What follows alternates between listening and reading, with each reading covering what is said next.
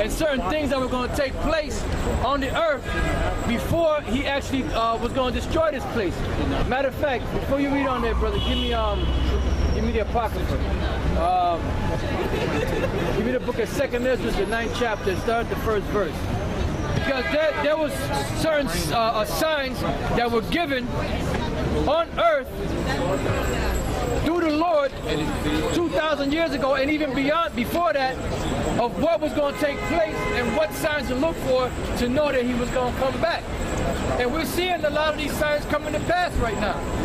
Read that, brother. This is 2nd Ezra 9 and 4. Then shalt thou well understand. Start at the first verse. Okay. 2nd Ezra 9 and 1. He answered me then and said, measure thou the times diligently in itself. Right, it says, measure thou the time diligently within itself. Why?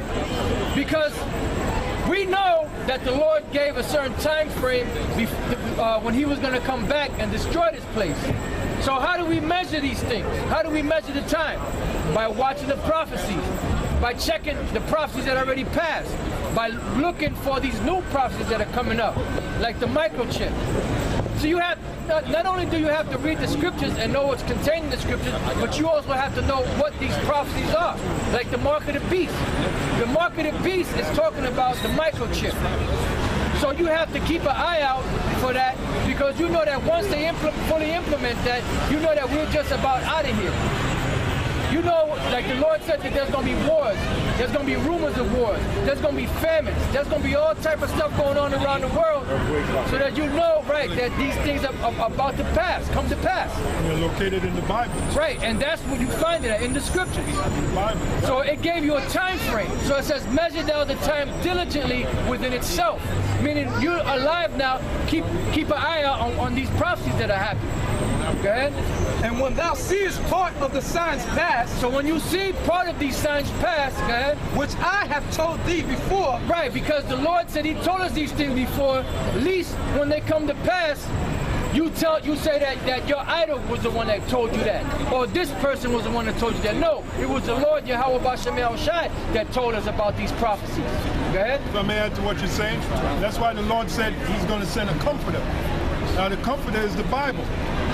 You got these Egyptology jackasses trying to debunk the Bible, when the Bible is the road map for all these prophecies that are happening. And it ain't talking about that big, black, ugly matzo ball, Tazadakia. Yeah. And when you read John the 14th chapter, it tells you the Comforter is going to bring you back to your remembrance. So that's what these scriptures do. It brings us back to our remembrance, man. So the Bible is very important. So those guys trying to debunk the Bible, they really should be put to death. Yeah. They really should be killed. And they are going to be killed. Right? If they don't come out of that bullshit, the Most High going to destroy them. Yeah. And you know what's funny is, like, here it is, these guys don't believe in the Bible. They say it's been plagiarized, but everything they do is based around the book. They quote scriptures out of the book. They try to break down their philosophy with scriptures in the book, but yet the book is not valid. So why even bother going into it? Yeah, why read the it? book alone. Don't touch our book. Yeah. Leave the book alone, man. Goddamn. No, because they call themselves trying to confound us. Right. You ain't confounding nobody down here, man. That's right. You get confounded. How come the original Bible was originally like this, now it's like this? Well, because I remember reading the Bible was like this. Yeah, it had the Apocrypha in it. Right, the Apocrypha was taken out. See, what happened was the so-called Jews, they put together a group of Sabbateans. It's called Sabbatean. They're called Sabbatean Jews.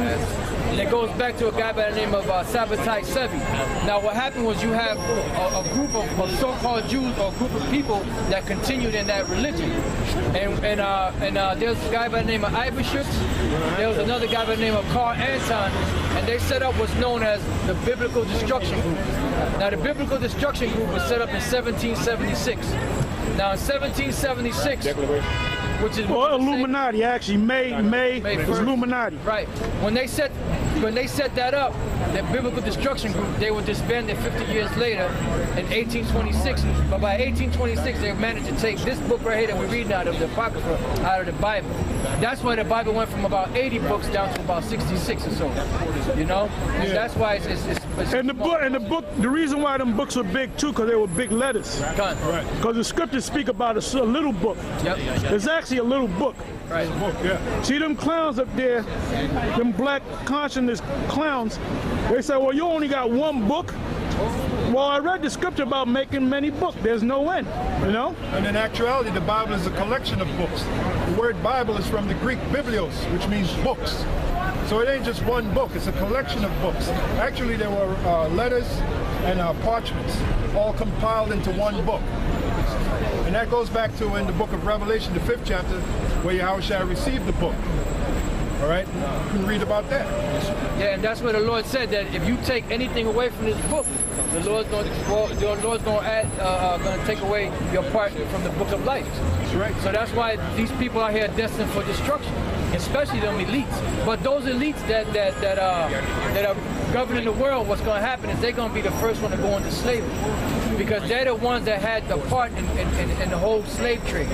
They supplied the ships. They got rich off of slavery, you know. So they're going to be the first ones that are going to take up slavery. Since I won not the world and the things of the world, what profit is a man to gain the whole world and to lose his own soul? That's right. And they lost their soul. That's right. But they gained the world, but they lost their soul. That's right. And that's another thing too. Them clowns up there in Harlem talking about that Egyptology shit. Where in Egyptology does it say what's going to happen to the elites that destroyed the society? The Bible tells us that they're going to be punished. There's no one prophecy among the pharaohs. Right. You know? And prophecy means to say before. That's one of the reasons why these elites are trying to destroy the Bible, because they know it's a book of prophecy. It actually tells you what's going to happen before it happens. All right? Go ahead, brother. Revelation 5:1. And I saw in the right hand of him that sat on the throne a book written within and on the backside. That book is talking about the Bible. Read that part again. And I saw the right hand of him that sat on the throne, a book written within and on the backside. Yeah, within, like the words that's in the book. And there's another scripture where it says the book was written without. That's the part where it says Holy Bible. All right, go on. Sealed with 7 seals. Right, at that time, the book was completely sealed, meaning the 7 seals represents, what's that? Yeah, mystery. Certain things that's going to happen on the planet Earth. The understanding of those things was sealed at that time. Because when you go back to the book of Daniel, the 12th chapter, as a matter of fact, let's read that to get a better understanding of what you read here. Daniel 12 and... Daniel chapter 12, verse 4. Go on. But thou, O Daniel, shut up the words and seal the book. Shut up the words and seal the book. Again, that's that reference to the book, the Bible. Go on. Even to the time of the end. Now, what time we're in now? We're in the time of the end. The end of what? The end of the so-called white man's empire. Time of your destruction. The time of the so-called white man's destruction. Because he's ruling this world right now. So we're at his end. The time of the end. Go on. It says, many shall run to and fro. Right, we have the ability now to travel in great distances through something called a jet. You have some, what's that, the Concorde. Which they got rid of. Right, but you had that. Now you have jets that can take you to like places like England and France, take you as far as Japan in a few hours. All right, so that's the scripture there. Yeah, they got those trains. I don't know what they're called. They're bullet trains. Bullet trains. They'll get you there in no time. Yeah, so read that part again, brother. It says, many shall run to and fro. That's what that means. Because back then, when this was written, you didn't have that ability to travel in great distances in a short period of time. All right, go on. And knowledge shall be increased. Right, knowledge shall be increased. You have the internet now. Anything you want to learn about, you can just Google it and find out about it. It's called research. All right? Yeah, let me say this. You know what? They say that you progress, you know, mentally you progress and you create things through trial and error. That's bullshit, man. Right. Because when you go to the white man, when you go back to the Greeks, up into the Romans, all right? From the Greeks, Alexander the Greek, which he lived about 300 some odd years before Christ. The Romans came into power about like 45 years before the Messiah. And then that was 2,000 years ago, right? All the technology was basically the same. Going back to Esau, coming up to the Greeks, coming up to the Romans, coming up to the Dark Ages. That's right. All right? Middle Ages. Coming up to the Middle Ages, coming up to the Renaissance, which was the 1400s.